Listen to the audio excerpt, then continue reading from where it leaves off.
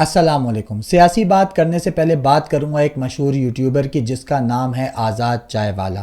بھائی نے ایک ویڈیو ڈالی تھی کہ اپنی بیٹیوں کو یونیورسٹی نہ بھیجو، اور اس کی وجہ بتائی تھی کہ یونیورسٹیز فحاشی کے اڈے بن چکے ہیں، وہاں پڑھائی سے زیادہ پارٹیز، ناچ گانا، ڈرگز اور گھٹیا لڑکے یعنی بھوکے بھیڑیے موجود ہوتے ہیں۔ دیکھیے، ایک بنیادی اصول ہے کہ جب آپ کسی چیز کو رد کرتے ہیں، غلط کہتے ہیں، تو جو چیز صحیح ہے وہ بھی بتاتے ہیں، یعنی اس کا آلٹرنیٹ دیتے ہیں۔ نہیں سمجھے؟ جیسے رسول اللہ صلی اللہ علیہ وآلہ وسلم نے کفار سے کہا کہ بت پرستی غلط ہے، ساتھ ہی صحیح بھی بتایا کہ اللہ الحق ہے، صرف وہی لائق عبادت ہے۔ امام حسین علیہ السلام نے کہا یزید غلط ہے، تو ساتھ ہی صحیح بتایا کہ دین رسول اللہ صلی اللہ علیہ وآلہ وسلم اور ہم یعنی اہل بیت علیہ السلام حق پر ہیں۔ عام زندگی میں آج لوگ کہتے ہیں انجینئرنگ مت لو تو کامرس لے لو، وہ زیادہ آسان ہے، فلاں سوپ استعمال مت کرو، اس کی جگہ یہ والا کر لو، فائدے مند ہے، اس کمپنی کا موبائل مت خریدنا بلکہ دوسری کمپنی کا خریدنا وہ زیادہ ٹھیک ہے۔ یعنی ہر چیز کا حل لازمی ہوتا ہے۔ ایسا نہیں ہو سکتا کہ آپ کہہ دیں کہ یہ والا راستہ ٹھیک نہیں ہے، بس اگلا پوچھے گا کہ بھائی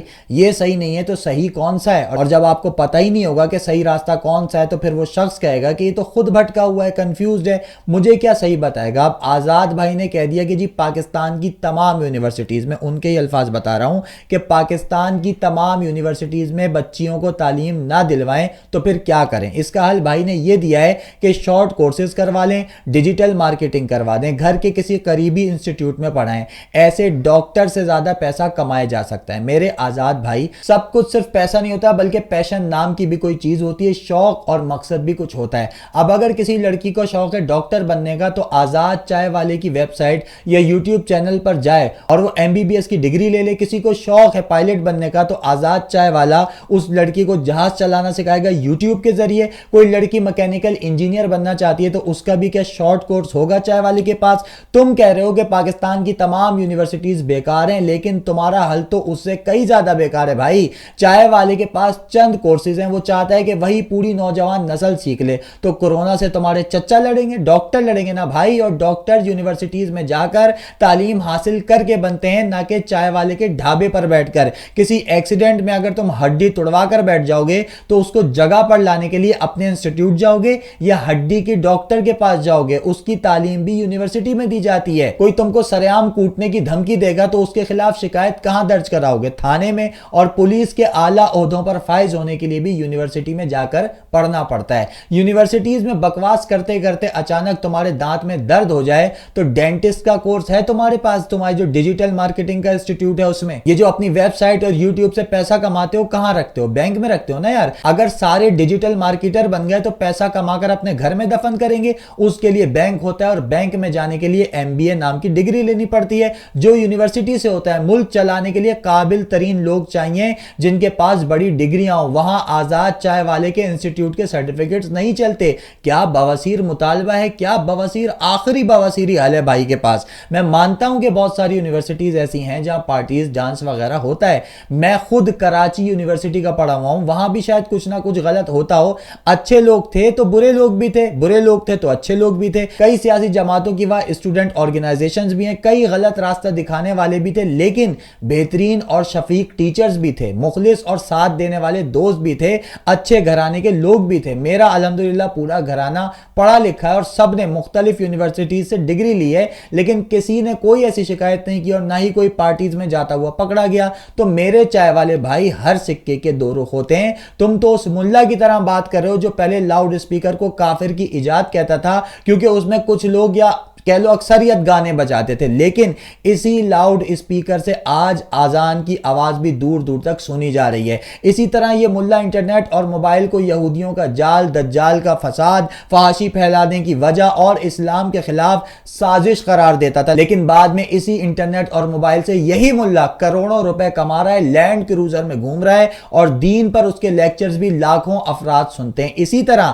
ہر تعلیمی ادارے میں بھوکے بھیڑیے نہیں بیٹھے، تمہارا واسطہ پڑا ہوگا ہر ابو کے بیڑیے سے. ہم تو الحمدللہ ماشاءاللہ جس معاشرے میں رہتے ہیں اس میں ہر تعلیمی ادارہ فحاشی کا اڈا نہیں, اور ہر لڑکی کا شوق چائے والے کی طرح 2 مہینے کا شارٹ کورس کر کے ڈیجیٹل مارکیٹر بننا ہے. اور نہ ہی دنیا کو صرف یوٹیوبرز اور ڈیجیٹل مارکیٹرز کی ضرورت ہے, بلکہ ہمارے ملک کو خواتین doctors, pilot, engineers, bankers, artist, ایماندار سرکاری افسر, بیوروکریٹس, جج اور وکیل بھی چاہیے. مجھے نہیں پتا کہ آزاد چائے والا کون سے باہر ملک میں ایسے رہتا تھا کہ جہاں پر ہر تعلیمی ادارہ صرف فحاشی کا اڈا یا کوٹھا بنا ہوا تھا, لیکن پاکستان میں اتنے برے حالات بھی نہیں ہوئے بھائی, اللہ کا شکر ہے. اس لیے یہ یوزلیس درس دینے کے بجائے اپنا منجن بیچو, مگر بلا وجہ کا میس کریٹ مت کرو. پہلے ہی ہمارے ملک میں بہت سارا میس کریٹ ہوا پڑا ہوا ہے.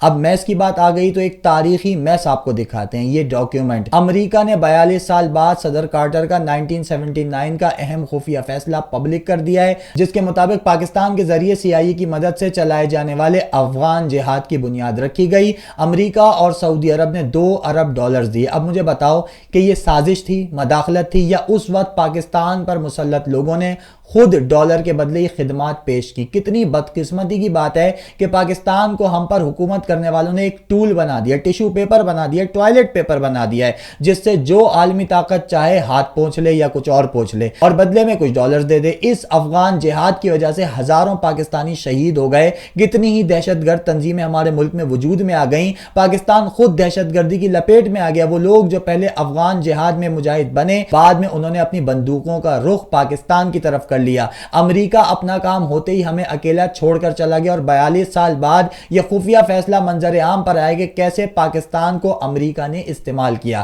اسی طرح آج سے 42 سال بعد کئی فیصلے منظر عام پر آ سکتے ہیں کہ کون کہاں کیسے استعمال ہوا, کب استعمال ہوا اور کیوں استعمال ہوا, اور اس کا کیا فائدہ تھا. لیکن میرا سوال قوم سے ہے کہ کیا 42 سال بعد ہماری آنے والی نسل بھی ہماری طرح بے بس قرضوں تلے دبی ہوئی ایسے انکشافات اور خطوط دیکھ رہی ہوگی؟ کیوں, کس جرم میں؟ ایسا نہیں ہو سکتا, نہ ہونا چاہیے. مجھے نہیں پتا کہ اس وقت کے حالات کیا تھے, اس وقت کوئی بتانے والا تھا بھی یا نہیں کہ کیا ہو رہا ہے پاکستان کے ساتھ, یا سب کے سب استعمال ہو رہے تھے اپنے ذاتی مفاد کے ہاتھوں مجبور ہو کر. لیکن آج بتانے والا موجود ہے, آج نظر آ رہا ہے, آج آنکھیں دیکھ سکتی ہیں اور کان سن سکتے ہیں جو کچھ اس وقت پاکستان کے ساتھ ہو رہا ہے, جو کچھ اس وقت پاکستان میں ہو رہا ہے, کیوں ہو رہا ہے, سب کو پتا ہے. اور اسی لیے آج حالات بھی ویسے نہیں رہے. آج بدترین سختیوں کے باوجود کراچی سے لے کر بلوچستان تک عوام نکل رہے ہیں. KP تو خیر ہمیشہ سے ہی بازی لے جانے میں پہلے نمبر پر رہا ہے, کیونکہ وہ عملی طور پر میدان میں ہے. لیکن جہاں بھی عوام عملی طور پر کچھ نہیں کر رہے, مگر ان میں شعور ضرور آ چکا ہے. وہ بھی اپنا بدلہ ووٹ سے لینے کے لیے بےتاب ہے. اور میں یہ کہوں گا